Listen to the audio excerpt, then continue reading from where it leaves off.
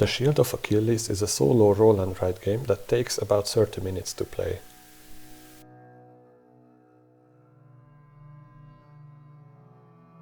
The game takes place in the last period of the Trojan War, as told in the Iliad by Homer.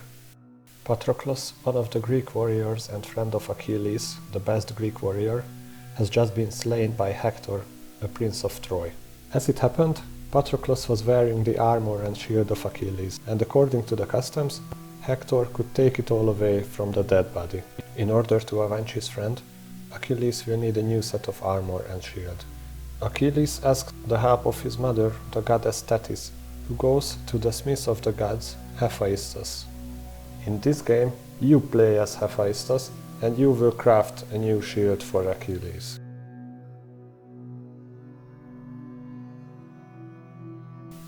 To play the game, you will need one game sheet.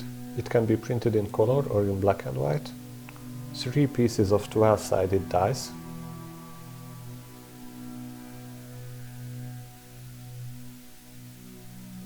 four pieces of markers. They can be any shape or color as you like. And also you will need something to write with. This is the layout of the game sheet. In the middle you can see the shield itself with 3 circles, the cosmos, the city and the rural circles. You will craft the shield in these 3 circles. There is a 4th circle as well, where you will mark the rounds and write numbers for Apollo's arrows. There is a crafting guide above the shield.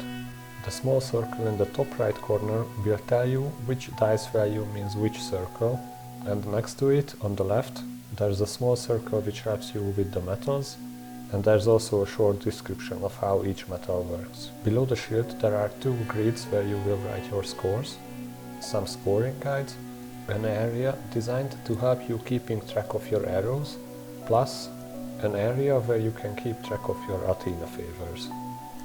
All of these will be explained later.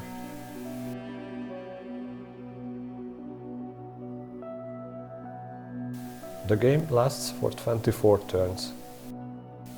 In each turn you must roll the 3 dice, then use the results for 3 different things. You will use 2 dice for crafting the shield. 1 die will determine the metal that you are crafting into the shield.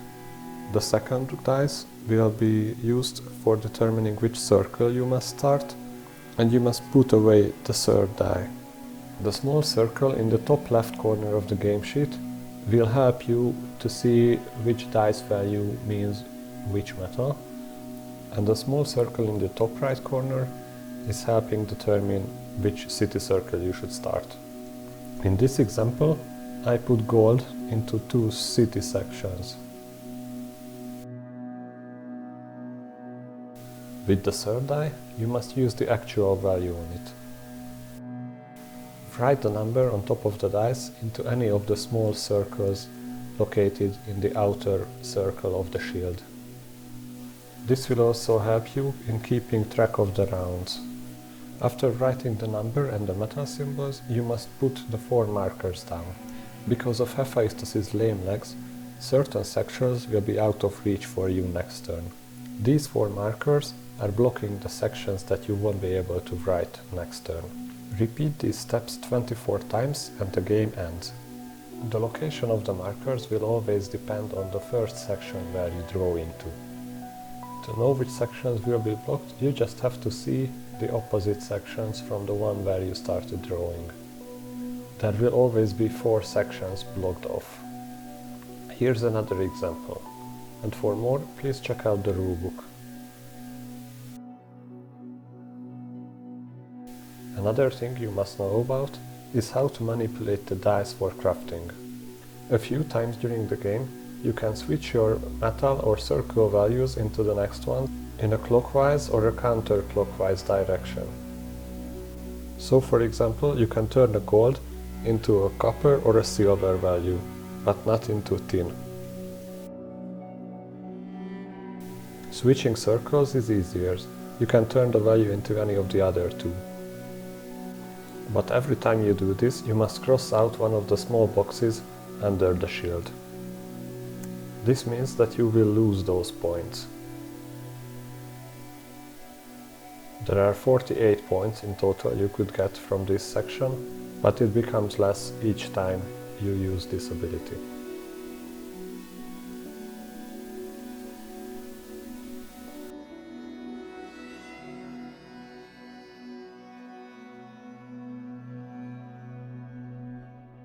Use the tables below the shield for scoring. Let's start with the thickness of the shield. Using the shown guide, you can either score 0, 4 or 7 points per section. This section has only 3 metals in it, so it scores 0. The other section has all 5 metals filled in, so it scores 7.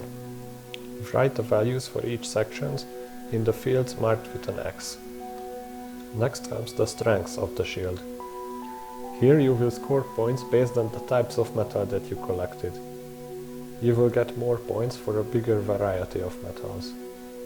In these examples, for the 2 types of metals you would get 3 points. The next example has 3 types of metals, that will be 5 points.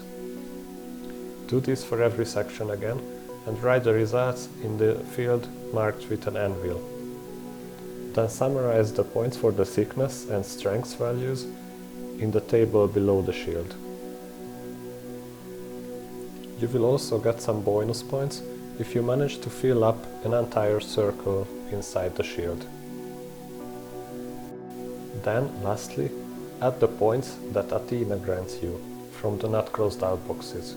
Then add up these 4 numbers to get your final score.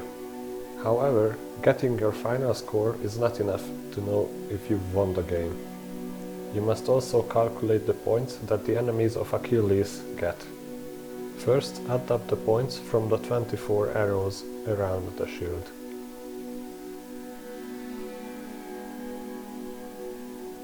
The counting aid below the shield is designed to help you keep track of how many of each numbers you have. This will also help you with counting up the sets of arrows you have.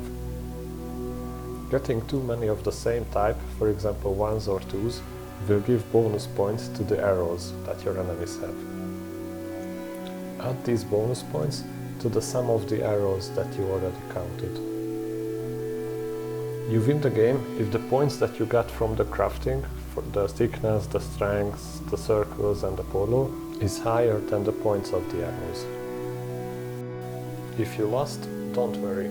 Print another game sheet or wipe off your laminated one and try again. Even though I tried, this game is not a 100% true adaptation of the mythological story. To learn more, please read the rulebook or the Iliad by Homer.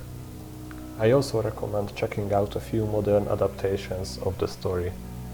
For example, The War at Troy by Lindsay Clark and The Song of Achilles and Circe by Madeline Miller. If you've tried out the game, please leave a comment here, and thank you for watching this video.